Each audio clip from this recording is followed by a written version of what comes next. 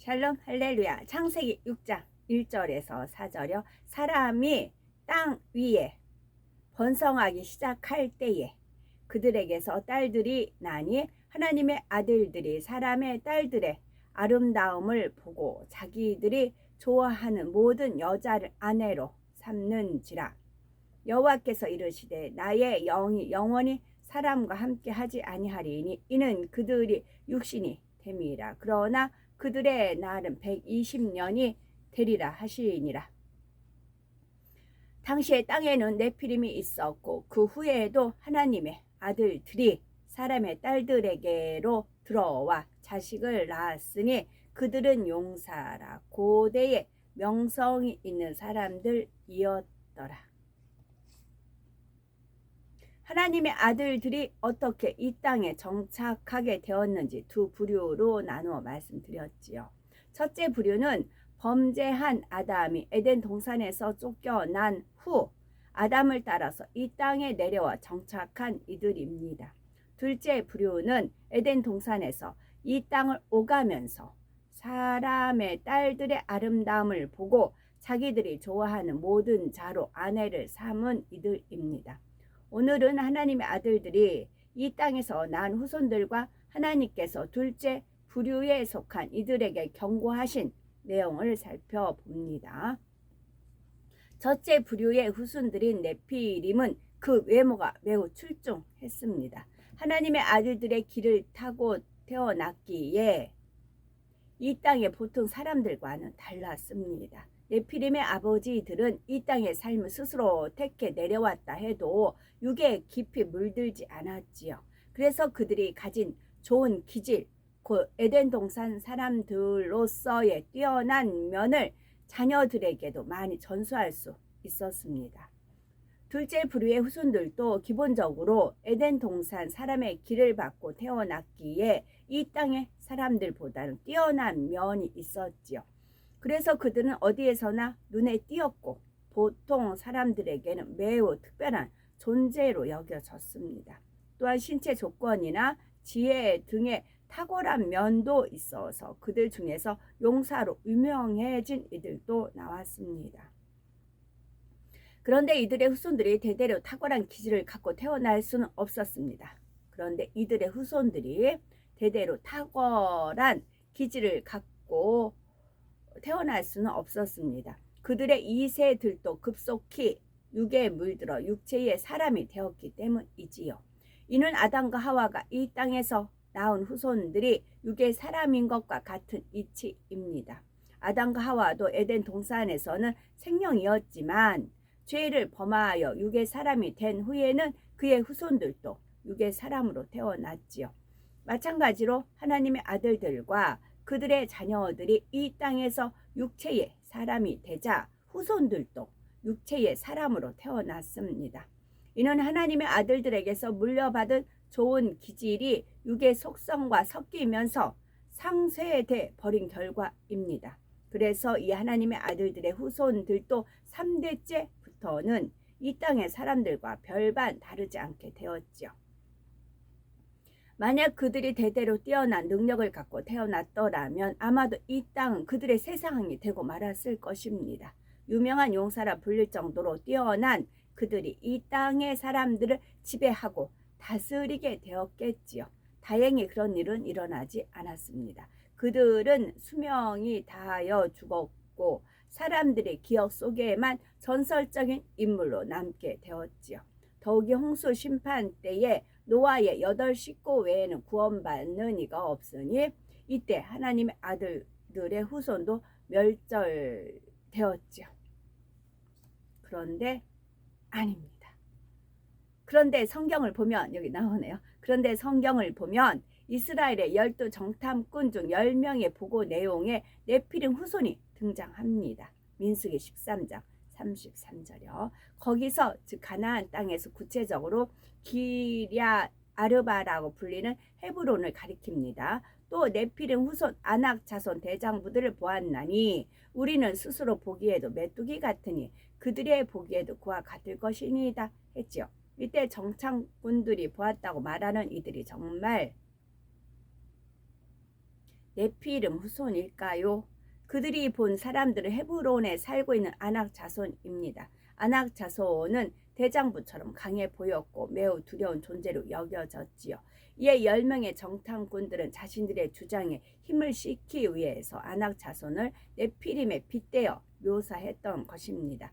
가나안 땅 정탐 사건은 노아 홍수로부터 약 1000년이 흐른 후에 있었던 일입니다. 그런데도 네피림이란 존재가 사람들의 기억 속에 남아 있었다는 거죠. 노아의 후손들도 사람이 다시 번성했을 때의 구전, 입으로 구전되었던 것입니다. 첫째 부류의 후손인 네피림들은 이 땅에 살 때에 문제를 일으키지 않았지만 둘째 부류의 하나님의 아들들과 그 후손들인 용사들은 문제를 많이 일으켰습니다. 2절에 기록된 대로 사람들의 딸들의 아름다움을 보고 자기들의 좋아하는 모든 자로 아내를 삼는 등 하나님의 진노를 사는 행동을 했던 것입니다. 더욱이 이들은 이 땅과 에덴 동산을 오가면서 이 땅의 질서는 물론 에덴 동산의 질서까지 위협하기에 이르렀습니다.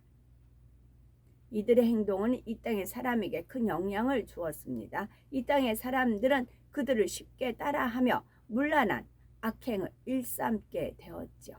하나님께서는 사태가 이처럼 심각해지자 한탄하며 근심하셨습니다. 그리고 중대 결정을 내리셨죠.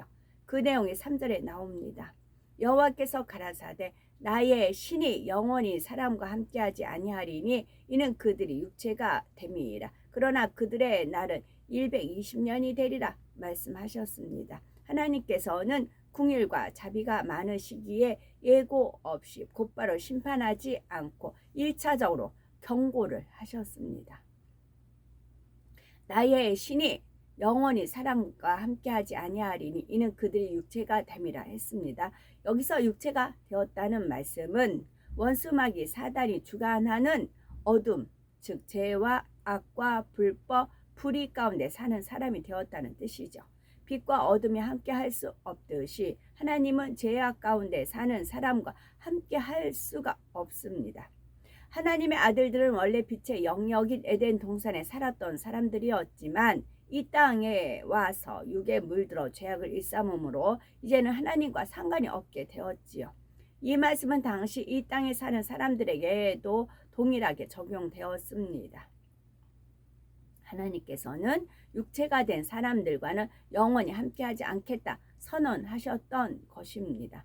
육체의 사람들은 하나님의 자녀가 아니라 원수마귀 사단의 종이요 자녀이지요. 그 결국은 사망이요 지옥이기에 하나님께서 영원히 함께할 수가 없게 된 것입니다.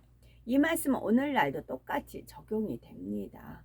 하나님께서 함께 하시면 복이 임하지만 그렇지 않으면 사단의 시험에 빠져 죄를 지어 환난을 당하죠. 우리 중에 혹여 나는 열심히 신앙생활하며 하나님을 잘 믿는 것 같은데 왜 형통의 축복을 받지 못하는가 이런 생각을 하시는 분이 계신지요. 오늘 말씀에서 해답을 찾기 바랍니다. 빛 가운데 거하면 하나님께서 반드시 우리와 함께 해주시며 축복을 주십니다. 온전해지기 위한 연단을 받는 중이라 해도 하나님께서 함께 하시는 증거가 따릅니다. 하나님께서 육체가 된 사람들에 대해서 그러나 그들의 날은 120년이 되리라 말씀하셨습니다. 이 말씀을 직역하면 그들은 120년 밖에는 살지 못한다 입니다. 여기서 그들은 누구이고 120년 밖에 살지 못한다는 말씀은 또 무슨 뜻일까요? 여기에는 몇 가지 의미가 담겨 있죠. 먼저 그들이란 그 당시 사람의 딸들을 보고 정욕에 이끌려 자기들의 좋아하는 모든 자로 아내를 삼았던 하나님의 아들들입니다. 이들은 에덴 동산과 이 땅을 왔다 갔다 했죠. 그런데 하나님께서 그들의 날을 120년이 되리라 선포하신 이후에는 에덴 동산에 갈 수 없게 되었습니다. 하나님께서는 그들이 더 이상 이 땅과 영계의 질서를 어그러뜨리지 못하도록 제재를 가하신 것입니다. 그 결과 그들은 육의 사람을 전락했습니다. 에덴 동산에 살았더라면 수명이 영원했을 텐데 육의 사람이 된 후에는 한정이 되었지요. 이러한 수명의 변화는 원래 이 땅에 살았던 육의 사람들에게도 일어났습니다. 900세 이상의 수명이 단번에 120년으로 단축된 것은 아니지만 노아 홍수 이후로 꾸준히 단축되었죠.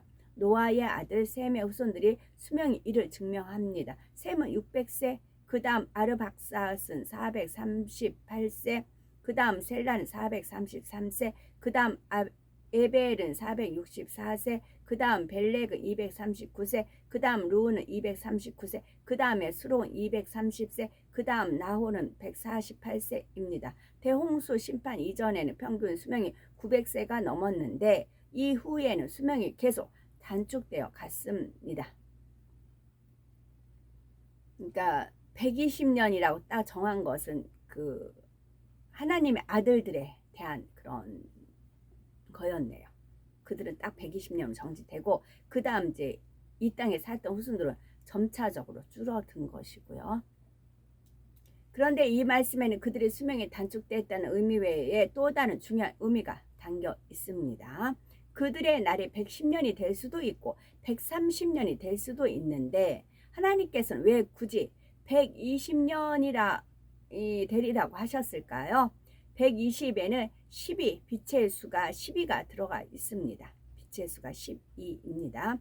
따라서 하나님께서 그들의 날을 120년으로 정하신 데에는 빛과 어둠을 가르신다는 영적 의미가 있습니다.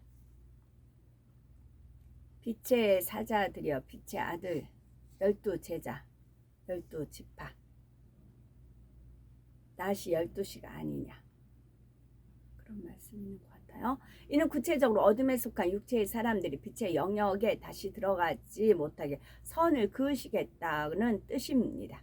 바로 2절에 하나님의 아들들은 이제 다시 에덴 동산으로 돌아갈 수 없게 된 것입니다. 이와 함께 이 땅에 살고 있던 사람들에게는 하나님께서 말씀하신 120년의 심판을 받기 위한 유예 기간이 의미를 합니다. 당시 이 땅에는 사람이 죄악이 관영을 했지요. 에덴 동산에서 내려와 정욕을 쫓아 무질서하게 행한 이들로 인해서 이 땅의 사람들도 더 방자해졌습니다. 지금은 뭐 영원히 살고 싶어서 여러 가지 프로그램 하고 뭐 약을 만들고 뭐 그런다고 하잖아요. 그런 것도 좀 이해가 되네요. 네피림들한테 120년 딱 내렸잖아요. 그들은 그대로 그게 됐고, 그러니까 그걸 거슬러 올라가고 싶으면 어떻게든지 반역을 하려고 하는 거죠. 하나님께서는 이 땅의 사람들의 악이 계속 더해질 것을 아셨습니다. 그리고 결국 심판받을 수밖에 없는 지경에 이를 것도 아셨죠. 이처럼 심판이 임할 때까지의 유예 기간을 120년이라는 연수로 표현하신 것입니다. 그렇다 하여 그때로부터 정확하게 120년 후에 심판이 임한다는 뜻은 아닙니다. 심판이 이를 만큼 악이 차기까지의 유예 기간이라는 상징적인 연수이지요. 이처럼 하나님께서 유예 기간을 예시하신 다른 예를 성경에서 더 찾아볼 수가 있답니다. 먼저 하나님께서는 아브람에게 네 자손은 4대 만에 이 땅으로 돌아오리니 이는 아모리 족속의 제약이 아직 관영치 아니함이니라 하셨지요. 앞으로 아브라함의 후손이 이스라엘 민족의 애굽에서 생활하다가 가나안 땅으로 돌아오게 될 텐데 그때가 4대 후라는 말씀입니다. 그 이유는 당시 가나안 땅에 살고 있는 아모리 족속의 제약이 아직은 관영치 않았기 때문이라 하셨죠. 그런데 4대가 지나면 그들의 죄악이 멸망의 심판을 받을 정도로 쌓인다는 것입니다. 여기서 주님이 언제 오실지 모른다 그러잖아요. 여기서도 마찬가지입니다. 하나님 말씀은 돌고 돈다 하셨거든요. 죄악이 아직 관영치 아니함. 죄악이 관영을 해야 됩니다. 죄악이 관영을 해야 됩니다. 그래야 말씀과 짝이 이루어집니다. 그래야 가나안 땅에 들어갈 수가 있습니다. 애굽에서 생활하다가 가나안 땅으로 돌아오게 될 텐데 그래서 그 대표적인 거기가 이제 뭐 가인의 아들 에녹 성을 쌓잖아요. 그걸 이제 우리가 눈으로 보는 거. 그게 표징이에요. 표징. 더 그래서 말씀이 정말 살아서 역사한다는 말씀을 알 수 있게끔 아무리 족속의 제약이 아직 관영치 아니합니다. 아직은 우리가 버틸 수 있는 것입니다. 숨을 쉴 수 있어요. 아직은. 숨을 쉴 수 없을 때. 그래서 하늘을 보면 돼요. 그래서 제가 이제 카톡에 하나님께서 연출하시는 대로 이제 올릴 겁니다. 그래서 그 하늘을 보세요. 그럼 숨통이 트여요. 이 세상은 막 진짜 제가 관영을 해야 됩니다. 제가 관영을 해야 주님 오십니다. 그러니까 그 숨통을 하늘을 보시라고요. 파란 하늘. 그거 보면 숨통이 트입니다. 사랑의 하나님께서는 앞으로 될 일을 정확히 아시기에 그에 맞게 섭리를 이루십니다. 심판도 축복도 공의 가운데 이루십니다. 심판도 축복도 공의 가운데 이루십니다. 120년도 이와 같은 경우이지요. 장차 하나님의 심판이 분명히 이루어지지만 그렇게 되기까지 유예 기간이 있습니다. 하나님은 악이 차기를 기다리신 것이 아닙니다. 멸하시기를 좋아하시는 분이 아니시지요. 어찌하든 사람들이 죄악에서 돌이켜서 구원을 얻기 바라시게 미리 알려주고 기회를 주시는 것입니다.